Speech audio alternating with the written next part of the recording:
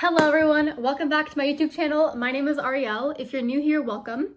I am studying public health, which means we are preventing disease and disease complications in groups of people as opposed to doctors or medical professionals who are curing diseases to individual people. And so one of the courses in public health is epidemiology, and epidemiology is the study of disease and epidemics and how to prevent disease by looking at patterns. And so, of course, in our class, we're talking about the coronavirus, which is the new pandemic that's going around. And what a pandemic is a disease outbreak all across the world. So it started off in Wuhan, China, and it has traveled all the way to the US and to different countries around the world. So I thought I would share some statistics about the coronavirus, and then I would talk about ways to avoid getting sick, because while you can't 100% prevent getting the coronavirus, because there is some factors that are out of your control, you can definitely take some precautionary efforts and some preventative measures to avoid getting sick. Okay, so you may have heard that the coronavirus is 35 times more deadly than the yearly influenza, and while that number is true, we're going to talk about it, and we're going to talk about the statistics and how we get that number, because it really shouldn't be so alarm-producing as it's being made seem in the media. So take a seat, relax for a minute. Let's talk about the numbers that we're getting, and we're gonna give you some perspective on the coronavirus. Okay, so the CDC, which stands for the Centers for Disease Control and Prevention, they report that for the 2018-2019 yearly influenza, there have been 34,157 deaths, over 35,520,883 cases. And so if you divide the deaths over the cases, those two numbers, you're going to get 0.000961. Multiply that by 1,000, you get 0.96 deaths in 1,000 cases. Of course, we don't have a 0.96 death, so we're going to round it up and say 1 death per 1,000 cases. That is for the yearly influenza for 2018-2019 season.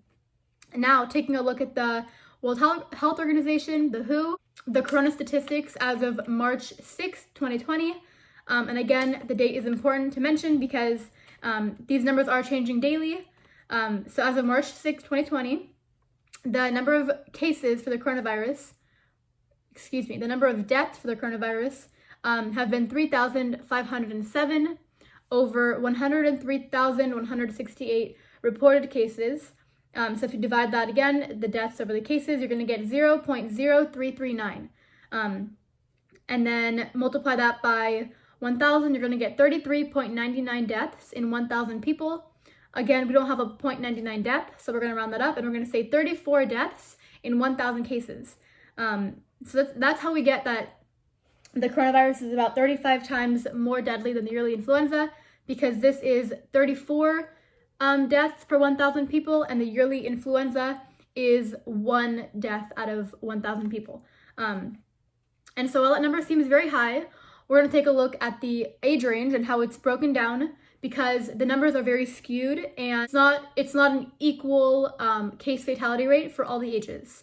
So this is a report from February 11, 2020. I'm aware that this is 2 weeks old, but the trends have been very similar through now. And this is published under the China Centers for Disease Control and Prevention. And so they report that between the ages of 0 all the way to 49, the case fatality rate is 0.5%. That means that 5 deaths are likely to occur out of every 1,000 cases. It's less than 1 death per 100 cases. Additionally, the case fatality rate from age 50 all the way to 79 is less than 5%, and that is still relatively low compared to other infectious diseases. So less than 5% case fatality rate means that there's going to be less than 5 deaths per 100 cases of the coronavirus in that age range of people, so from 50 all the way to 79. With that being said, however, the case fatality rate does increase to 14.8% in the elderly population aged 80 and above. And so when you go visit your grandparents or the elderly population, just take precautionary measures, wash your hands more frequently when you're around them, and just keep a distance, because coronavirus is an asymptomatic incubation period. And that means that if you're infected with the coronavirus for the first few days, you have no signs and symptoms. So the virus is in you, you have no symptoms, but you're still contagious, so you're still infecting other people. And that is called asymptomatic. Asymptomatic meaning no symptoms. And incubation period means that the virus is inside you, it's replicating, you have the disease, but you don't show symptoms yet. So even if you're feeling well, keep some distance. And yeah, let's take care of our elderly population, of elderly people in our community, so that we can stay safe and prevent disease complications. So let's jump into the video on ways to avoid getting sick. The first way to avoid getting sick is to practice good personal hygiene. In other words, wash your hands. So the CDC recommends that you wash your hands for 20 seconds with water and soap. I'm going to insert a picture in a few moments. It shows someone who washed their hands with the recommended guidelines, someone who partially washed their hands, so probably for like a few seconds, but I think it's like 6 to 10 seconds, and then someone who didn't wash their hands at all. And you can see the type of, debris and agents on their hands, agents of disease on their hands in the pictures. So this is the picture.